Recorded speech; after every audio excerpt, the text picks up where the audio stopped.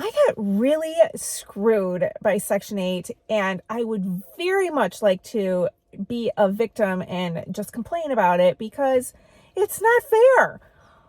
But there's always lessons to be learned, and I have to examine myself and what I already know and admit it. And whatever I learned, I am happy to share with you.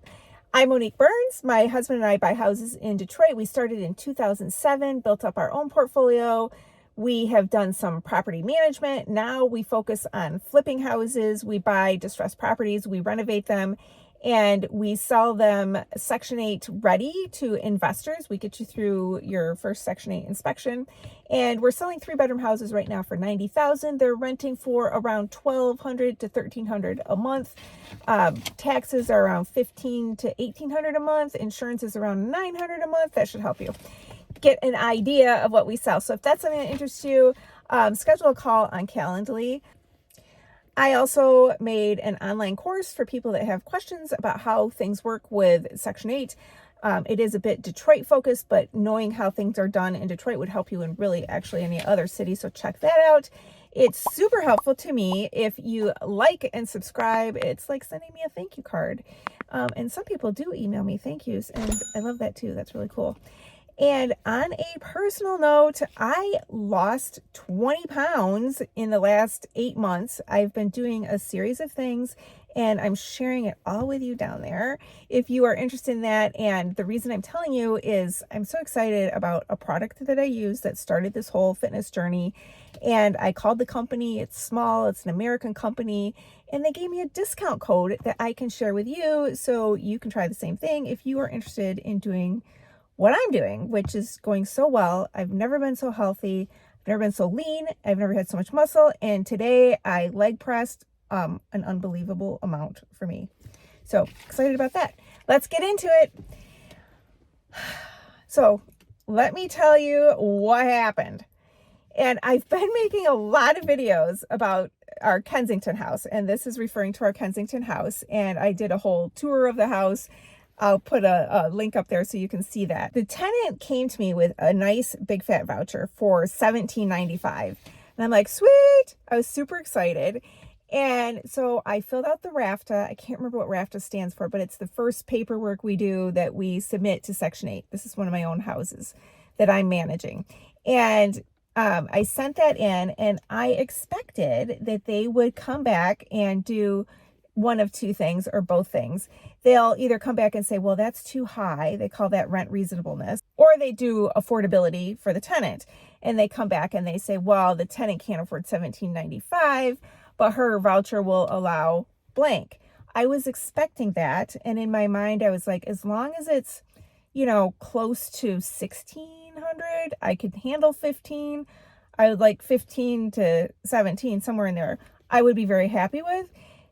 They didn't do that. Instead, they sent the inspector without saying any of that to me. So we get through the inspection 1, and I talked about that in my last video. We had to do siding on the side of this house. Okay, so then we get to inspection 2, it passes, and this is where I'm like, yay! This is where you get the piece of paper that says the breakdown, that they accepted this amount of rent and the tenant has to pay this much. So they give me the paper and it says $17.95. And I'm so happy, but I'm not really that happy because the tenant has to pay $900 something of it. So that part is kind of like, but that's what happened. So we moved her right in. I got her to sign the lease, submitted it. A couple weeks later, mind you, Christmas was in the middle. Couple weeks later, like 3 weeks later, Section 8, the RPI housing, which is the Housing Commission in Detroit, they sent me an email stating that her affordability is not $17.95, it is $13.71. And I said, no, you already told me $17.95. You can't do that. I just said, no. What are you going to do about it? And they didn't reply. So I waited a week. And I did a little research, and I found some emails at MSHDA, Michigan State Housing Development Authority. That's who is the supervisor of RPI, which is the local public housing authority. So Michigan is, the money comes from HUD, it goes to Michigan. Michigan has different public housing authorities that they are funding. So I got a hold of a couple people at Mishta, and I said they didn't do the rent reasonableness. They didn't do the tenant income verification, whatever that's called. And I got the piece of paper. So what are you going to do about it? And they set up a call, and it included the two people I wrote to at Mishta. It included the director of RPI, which I was excited. I've never talked to her before. And it included our tenant whose phone died during the call, and me. And we all got on the phone, and well, I'll get to that part later. So that's what happened there. Okay. So lesson number 1, I knew better. I knew better because when she came to me and she had that $17.95 voucher amount, I was all like, yes, $17.95. I'm going to get somewhere between 16 and 17, I think. And I just took it, and I ignored the fact that she said she wasn't working. She told me she wasn't working. I know better because things are not the same as they used to be in the past. So that was my lesson number 1. So from now on, I'm going to be like, okay, are you working? When they gave you that voucher amount, were you working and now you're not working? That's something that I'm definitely going to pay attention to. Lesson number 2. So in the past, when I had a property management company, I had one recently, I stopped in May, then I had one for 5 years that was pre-COVID, like 2015 to 2020. And in those time periods, when somebody would come and they had a voucher and it was 100% Section 8, I was like, yes, because it would be above market rent that I would get. So I don't care that it's 100% Section 8. That means less collection work for me.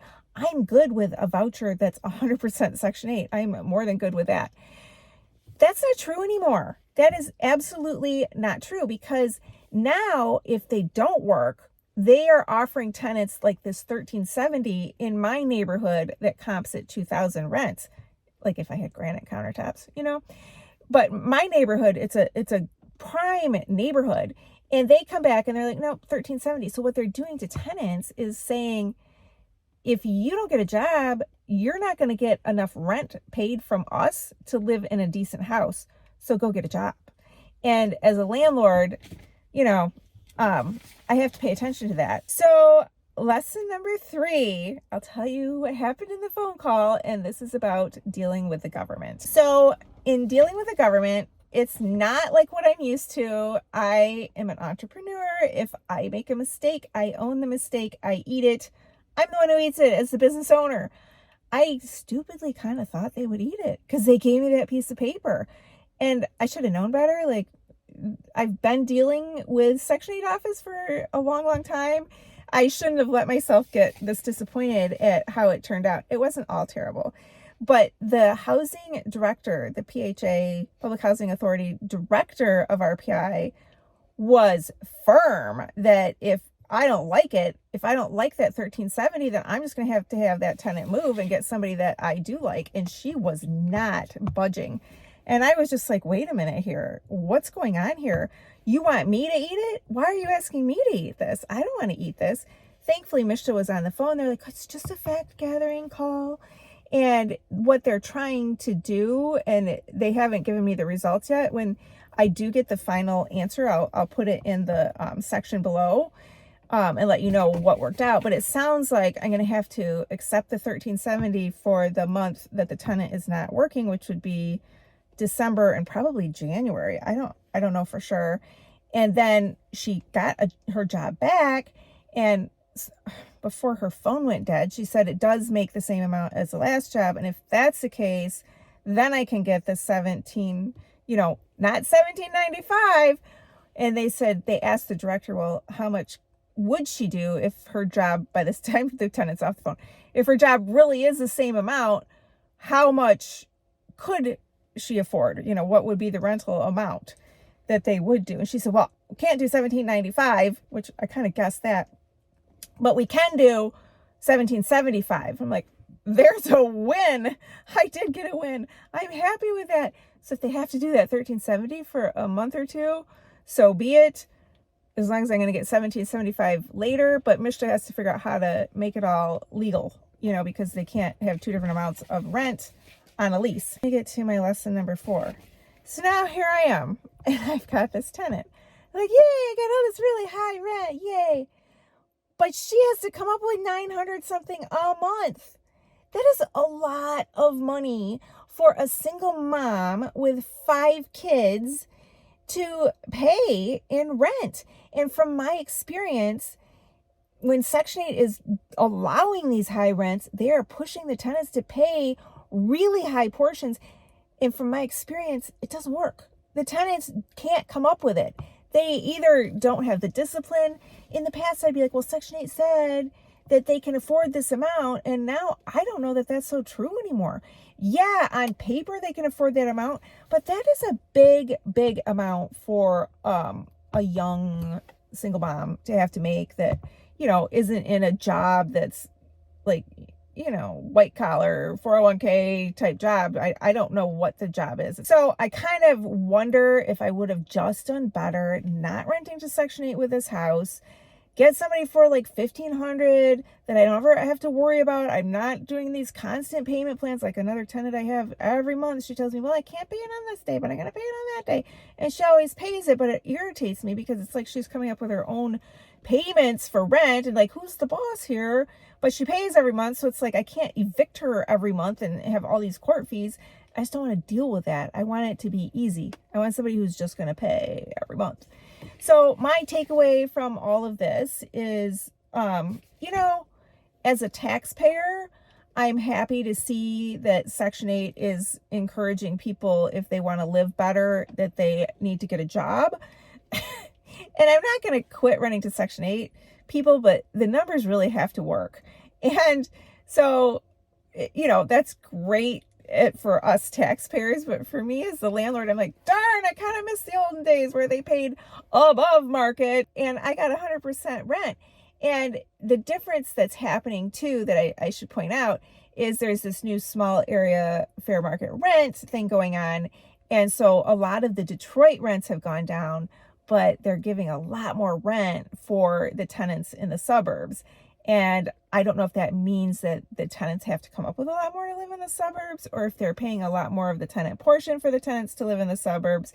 But that's rife with all kinds of problems because a lot of suburb landlords don't want Section 8 tenants. So it's hard for the tenants to find a place, and, you know, and then it's hard for landlords in Detroit to take them anymore with these new numbers. And I'm kind of worried that there's going to be a lot of people losing their vouchers because they can't find somewhere that works for them. So that is it. That's my takeaway. I appreciate you so much for watching. Thank you.